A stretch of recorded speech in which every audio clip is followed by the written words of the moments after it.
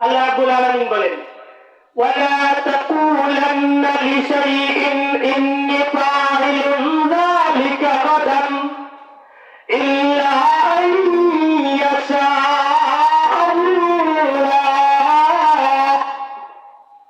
হে মুহাম্মদ সাল্লাল্লাহু আলাইহি ওয়াসাল্লাম, আপনি যখন কোনো ব্যক্তিকে কোনো কিছুর জন্য কথা দিবেন যে আগামীকাল সেটা করবে, তখন তুমি তার সাথে বলবে যে ইনশাআল্লাহ,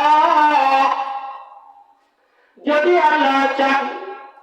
মহানবী সাল্লাল্লাহু আলাইহি ওয়াসাল্লাম ইনশাআল্লাহ বলেন না, এর জন্য 10 দিন 15 দিন মতান্তরে 25 দিন পর্যন্ত আসে নাই। কাফের মুশরিকরা বঙ্গ বিদ্রুপ করতে লাগলো, ঠান্ডা বিদ্রুপ করতে লাগলো। মহানবী সাল্লাল্লাহু আলাইহি ওয়াসাল্লামের মান কন্যা হয়ে গেল, মন খারাপ করে দিলেন। এবার আল্লাহ রাব্বুল আলামিন জিবরিলকে পাঠালেন, জিবরাইল যাও যাও আমার বন্ধু মুহাম্মদের কাছে যাও। ওয়াদুহা,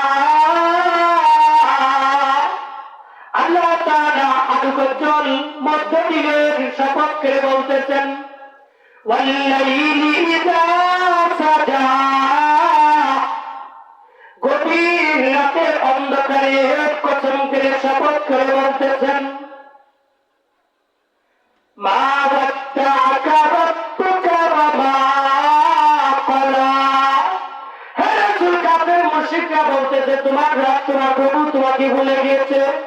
না না, তোমার রব তোমাকে ভুলে নেই, তোমার প্রভু তোমাকে কখনো ভুলে নেই। ওয়ালাল আখিরাতু খায়রুল লাকা মিনাল উলা। ও হাবিব, নিশ্চয় তোমার বর্তমানের চেয়ে অতীতের চেয়ে ভবিষ্যৎ অনেক উত্তম। ওয়ালাসাউফা ইউতিকা রাব্বুকা ফাতারদা।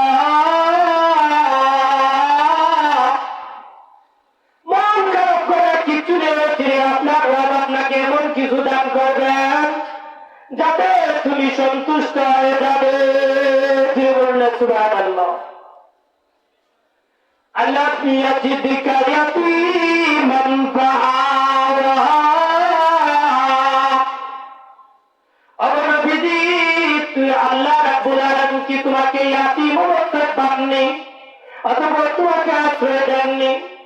অর্থাৎ রাসূল সাল্লাল্লাহু আলাইহি ওয়াসাল্লামের জন্মের পূর্বে তার বাবা মারা গিয়েছিল, জন্মের 6 বছর পরে মা মারা গিয়েছিল, দাদা আব্দুল মুত্তালিব 8 বছর বয়সে মারা গিয়েছিল, দাদা আবু তালেব কিছুদিন পর মারা গিয়েছিল।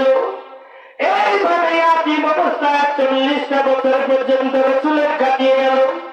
রাসূল 40 বছর বয়সে তারপর নবুয়ত লাভ করলেন। ফাআম্মাল ইয়াতীমা ফালা তাকহার।